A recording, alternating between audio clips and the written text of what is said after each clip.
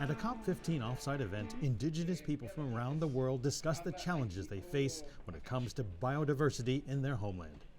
They are being severely threatened by illegal activities like land grabbing and logging. Valerie Courtois of Canada's Innu Nation helped organize the Indigenous village. According to the IPBES, which is the science body for the UN, up to 80% of the world's remaining biodiversity is located on lands managed and loved by Indigenous peoples. And so when you're in a meeting like the COP, which is about conserving biodiversity, obviously involvement and listening to the Indigenous peoples is really important. Pinnock, who lives on a Canadian reservation in Algonquin territory, is a canoe builder. He says changes in the environment have resulted in inferior wood. You used to always have your smooth bark like this here.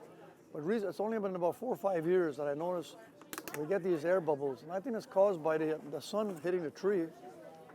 There's a lot of oil content in bark. Pinnock says he's proud of Indigenous youth who have been fighting for greater say in how land is managed. And everything that we've lost throughout the years boils down to one word, and that's respect. Respect for oneself and everything around you. If we had that same mentality today, we'd have a healthy environment to live in. And at the village, you'll find an Indigenous shapatuan, a traditional longhouse, as well as a teepee and some traditional cooking. On today's menu is Innu-style goose. Victor Ika from Easter Island says he recently learned to grow some of his own food, which made him realize the importance of every detail of the environment. It's not our way, it's the natural way. So just as a little example, the same thing about the ocean. So everyone wants to catch and have the tuna on the plate. We get some from the sea, we have to replace that, maybe 10 times more. On stage with Indigenous people from Peru and Australia, Victor shares the lessons of how his people nearly went extinct. We grow now to 7,000. But are now prospering due to better management of their water and land.